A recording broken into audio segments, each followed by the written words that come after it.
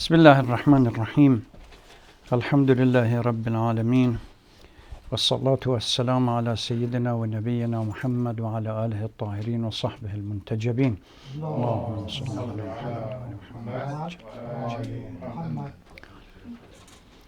Muhammad. The two themes that we will be discussing this morning.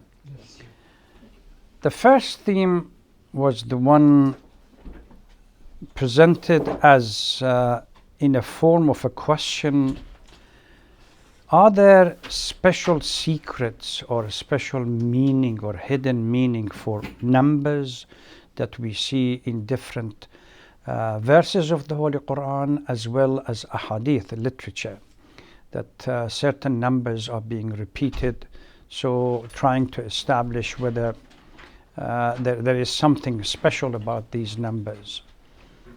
The second part will be focusing on Surah Nasr, so we will do that a little bit later. The earlier part, the discussion about numbers, is as a theme, is part of the debate about something that had existed in the past, even during the Greek time, that later on came to be known in academia as numerology, that the belief that elements of numbers have special meanings and significance, that when you add them up, they can play a significant role or critical role in the life of an individual. Even now, there are, at least in California that I know of, they have classes about numerology that they teach students. And not only numbers, particularly for Arabic and Hebrew, that every letter has been designated with a single with a particular number, it becomes even more critical. So if you look at, for example, as we were children, the first thing that we were taught about Alif Ba, Abjad, Hawaz, Hutti, Kaliman. And each one has a sequence. You go from 1 to 10, then 20, 30 to 100, then 100 to 1000, etc., etc. Those who are advocate of the fact that numbers as well as letters have significant meaning, they say we can predict the life of an individual through finding out the date as well as the name that was chosen by their parents for them. So you go through the alphabet and you find out, you add the numbers together, as well as you go through the date of birth, you add these numbers together. There is a process that they go around, and ultimately, after going through some addition, subtraction, they come up with a number from 1 to 10, and that would signify something specific about these individuals. Even if we go back to Greek literature, the first person that proposed this was Pythagoras, the well-known philosopher, mathematician, etc., that we taught in the understanding triangle, the Pythagoras rules. So Pythagoras was one of them that claimed such, and Plato, although he disagrees with a number of things that Pythagoras talks about, the notion, he accepts that certain numbers have key meanings in solving some of the problems with regard to individual's life. So that's something. There are two books that are written specifically about this. One is written by Anna Mary Schmel, which is a German scholar, Orientalist. This is a good Orientalist rather than the one that the Egyptian writer or Palestinian writer would talk about Orientalism. She began studying Islamic Irfan and Islamic philosophy, as well as Islamic mysticism, and ultimately taught for a while at both Princeton and Harvard.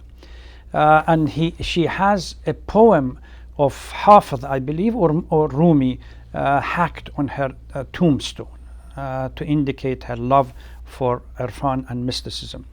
She has a book called The Mystery of Numbers, and she, although it doesn't say much about numerology, but she certainly, when you read it, it's about a couple of 100 pages. When you read it, and it's, by the way, available on Zlib, you can download the PDF version and read it. She certainly says that traces historically, both in old classics such as Greek, Hindu, Chinese, as well as in Islam, and in both, and as well as the faith, Judaic, Christian, as well as Islam, that there are words and letters and numbers that are of significance. I don't want to debate that issue. It requires a different time to discuss it. But certainly I remember during my old days as a child, so when they wanted to predict somebody's future, they used these construct some kind of rectangular table and put the dates, numbers on one side, the letters on the other side, and add. So that's. But Arabic literature, similar to Hebrew, and they work almost the same. We say abjad, hawaz, hutti, kaliman, alif, ba, jim, dal. They almost divide the Hebrew letters in the same manner, and they signify similar kind of numbers to them. So 1, 2, 3, 4, 5, 6, 7, 8, 9, 10, and then they switch to 20, 30, 40, 50, etc. I want to move to our own literature with regard to certain numbers that we come across in whether verses in the Holy Quran or ahadith. When we look at these verses and literature, we come across with a view that despite the fact that the numbers have been mentioned as say 4, 5, 6, 7, 9, and so on, when Allah subhanahu wa ta'ala created the world, how many days it took, or how many heavens God created, etc. But one thing that becomes clear is number 40. Number 40 is repeatedly in literature, both in the ahadith as well as in mystical literature, in Irfanic literature, focuses on number 40 quite a lot. We have, if you look at the verses in the Holy Quran, we go back to the early Genesis story and the descent of Adam on Safa. They say that he had to spend over there 40 nights and worship Allah subhanahu wa ta'ala before he was granted the privilege of going and at least crossing the desert and going to the other place and visiting with his wife, Eve. When it comes to Prophet Musa alayhi salatu wasalam, again the story clearly states in the Holy Quran, at least on 2 occasions. One says that Musa had to go through 40 days of purification to get ready for the receiving of the tablets. And another verse, Quran says that he was commanded to fast for 30 days, but when he was not ready to receive, an extra 10 days was added to it to become 40 days. So for Musa, when Musa wanted to go and visit Khadr, he was told to purify himself and get ready for 40 days. Again, the number 40 is being mentioned.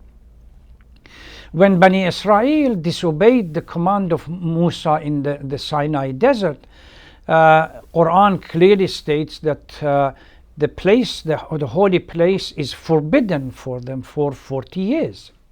Again, 40.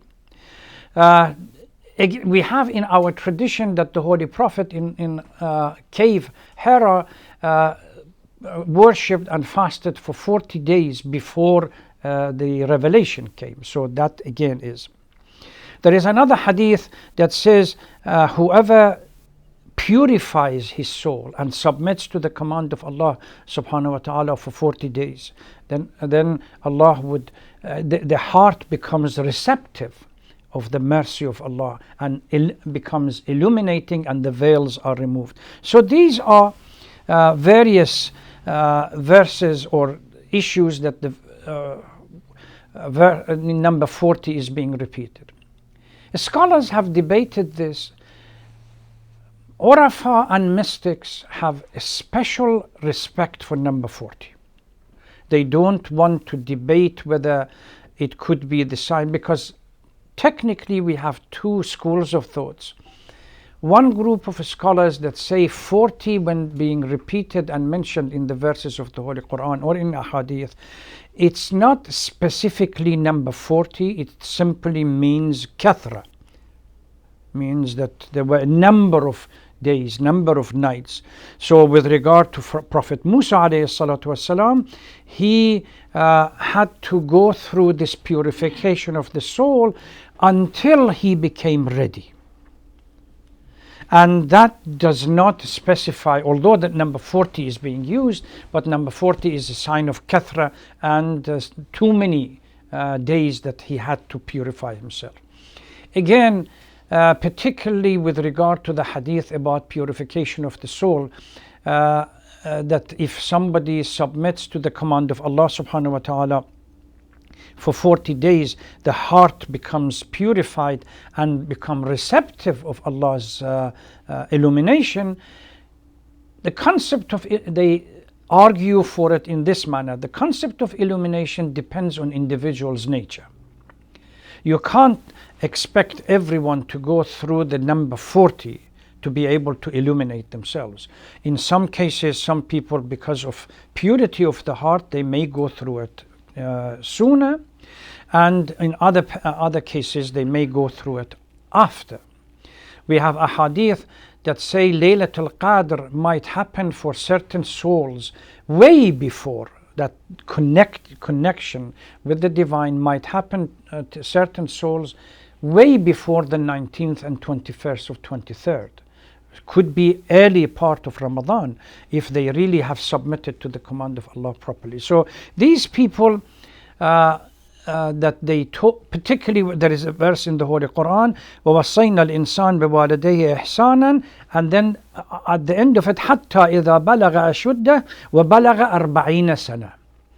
The maturity of somebody, not necessarily at the age of 40. This maturity could come before the age of 40. So this is the argument that they say all of these numbers simply indicate kathra and huge amount, not necessarily, but it is flexible in the context. Others, however, they say no, that this is, and when the verse in the Holy Quran talks about number 40, it means specifically 40.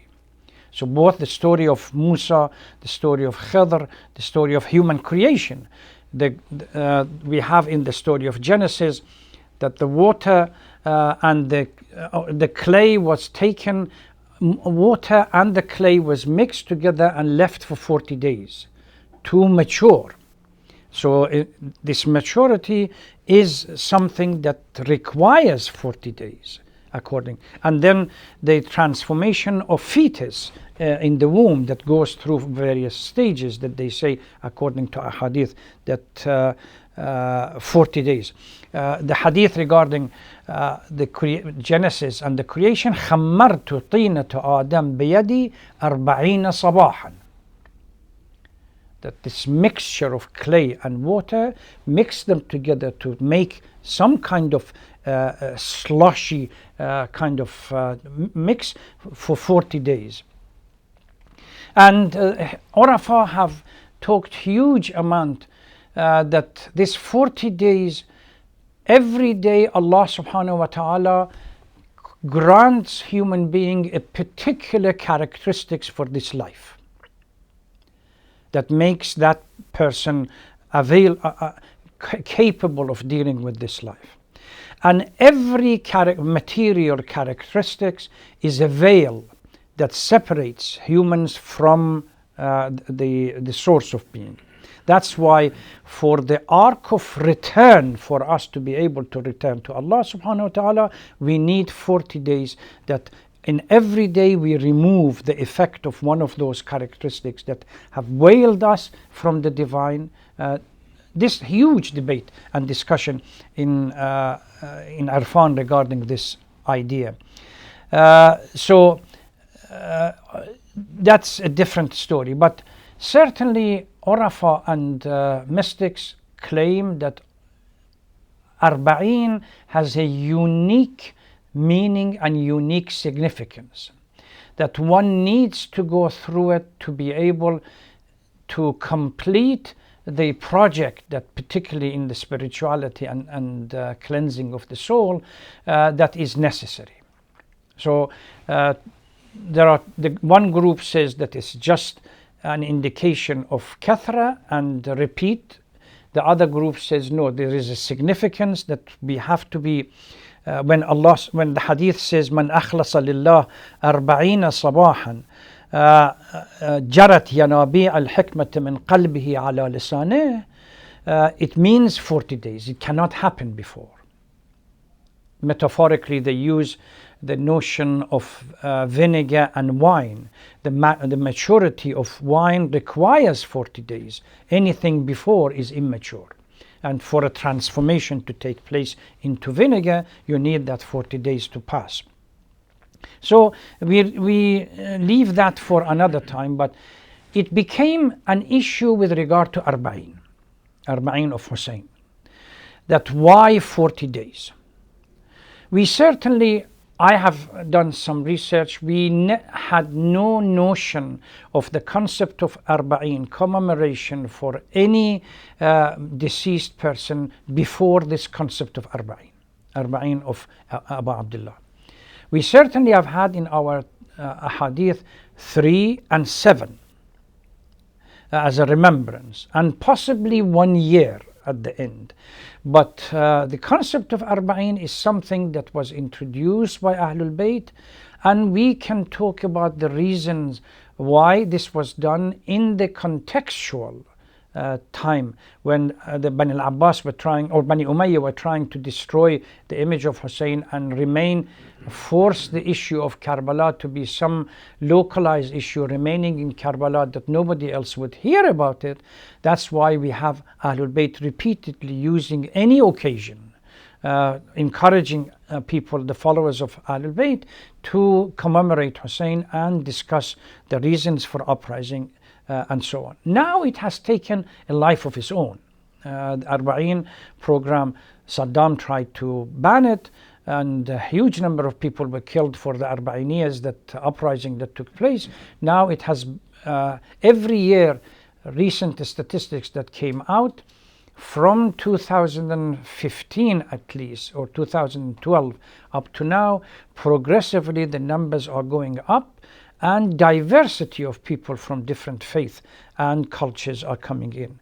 This year, the estimate from the Iraqi sources are close to 30 million, or possibly exceeding 30 million numbers coming out. And it's considered to be the biggest peaceful gathering on earth. They say that it's not Hajj. This is far superior as far as number compared to Hajj, because the maximum number of people that went to Hajj, I remember, was many years ago 3.5 to 4 and possibly 5 million. But during the past few years, the numbers have dropped to between 1.5 to 2.5 million. But 30 million people coming from around the world this year was exceptional in the number of non-Muslim participation. From Europe and other parts, Africa, we had the son of Nelson Mandela was there, as well as Gandhi's grandson, I believe, he was there witnessing the whole event. And a huge number of reports created. Unfortunately, it's been dismissed, or at least marginalized and ignored by the Western media, for a reason that they have to explain. So this number progressively goes up, what comes out of this Arba'in program,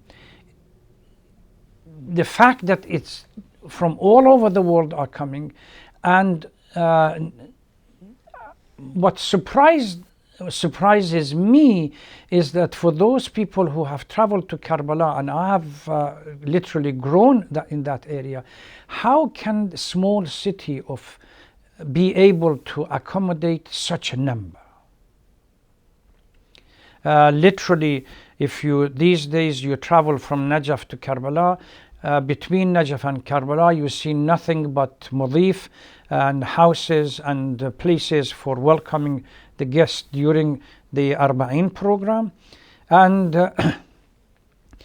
I have seen pictures from Basra, the southern part of Iraq. People are standing on the path of the Zuwar and providing them with places to sit. Doctors go there to provide medical assistance, physicians and physical therapy, etc., for these. This is a unique event, a global event that requires a different attention. But for number 40, certainly when it comes to Arba'in, I would interpret it as a number part of, not as a normative number that has a unique meaning in itself. It's a contextual number because the Ahlul Bayt were trying to remind the followers of Ahlul Bayt that this is an uprising and we are challenged by Bani Umayyah, and we have to commemorate, keep this as the memory alive under all circumstances. Naturally, there are other stories to do with Arba'in, whether Ahlul Bayt were able to return to Karbala during the first Arba'in. It's debated between scholars, and some quite significant number of scholars, they say physically it wasn't possible. It must have been second Arba'in, because particularly when you count the number of stations that Ahlul Bayt had to go through from Kufa to Sham, and the number of days that were kept outside Sham, and the number of days that they stayed inside Sham, and the number of days that it would take to go back to Karbala again, it simply exceeds 40 days from Yom Ashura.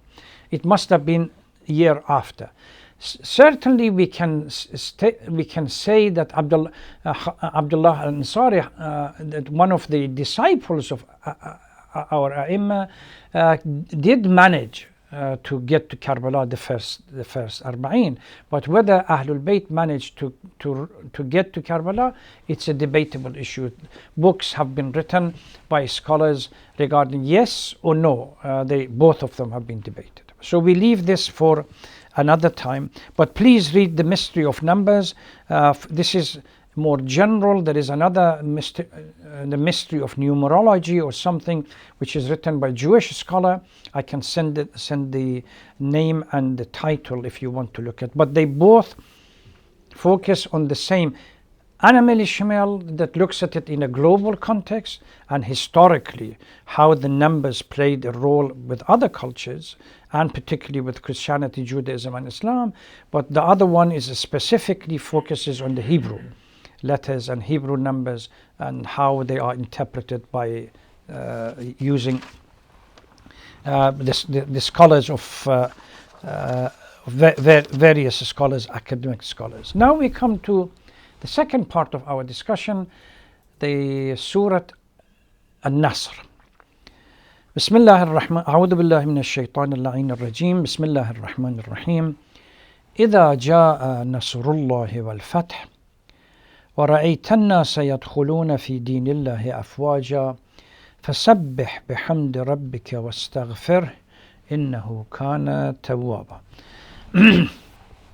In the name of God, the most gracious, the most merciful, when the help of God and the victory comes, and you see men embrace the religion of God in multitude, extol the glory of your Lord while expressing gratitude to Him and seek His forgiveness. Indeed, He is ever disposed to mercy. The first debate about this surah is whether Makki or Madani. They say that this structure of the surah because it's a short surah, it should be Makki, because most of the Makki surahs are short.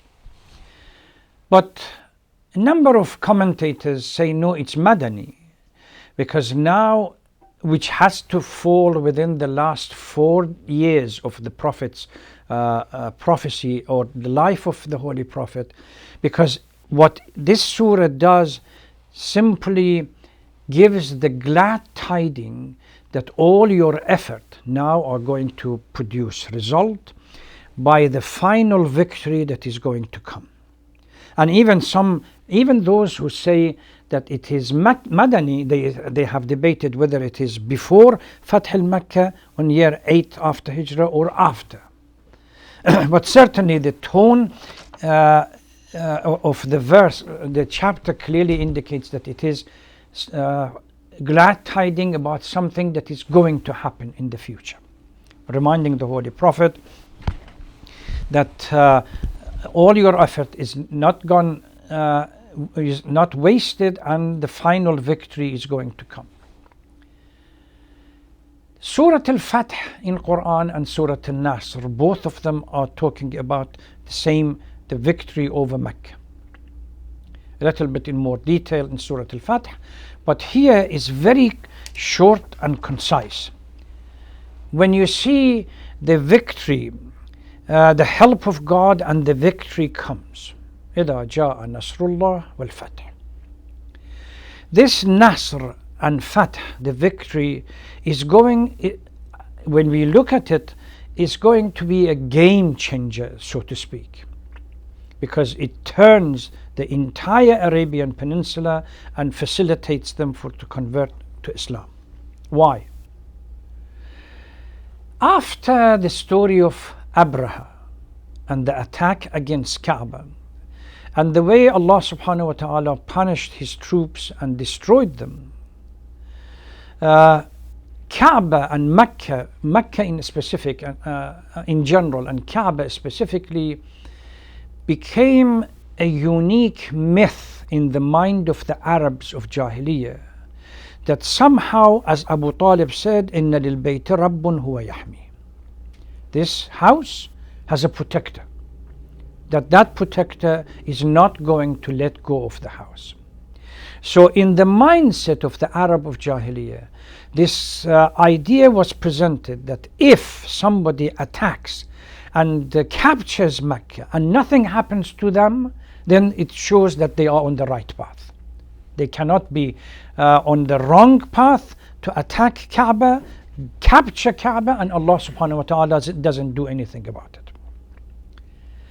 And once this happened, the Fath of Mecca, the victory came, and the Holy Prophet with the troop walked into Mecca and removed the idols. The Arab tribes around Mecca, to the end of the Arabian Peninsula, they were waiting for some kind of a wrath to come from heaven against these. Once they saw nothing happen, then they accepted this as a great sign that the Holy Prophet's mission was a right mission. And the second part, وَرَأَيْتَ النَّاسَ يَدْخُلُونَ فِي دِينِ اللَّهِ أَفْوَاجًا, took reality.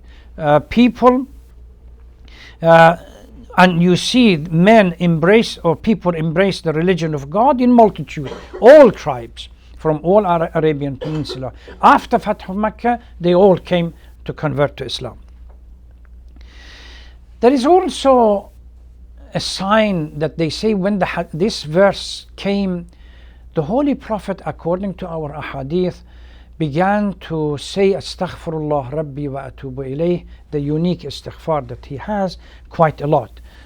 In those of you who have access to Tafsir, both Allama Tabatabai and Tafsir Namuna, they talk about the Subhanaka Allahumma wa bihamdik, Allahumma ghfirli innaka anta at-tawwabur rahim. This dua was repeated often and often and often by the Holy Prophet. Abbas, the uncle of the Prophet, comes to him, according to the story.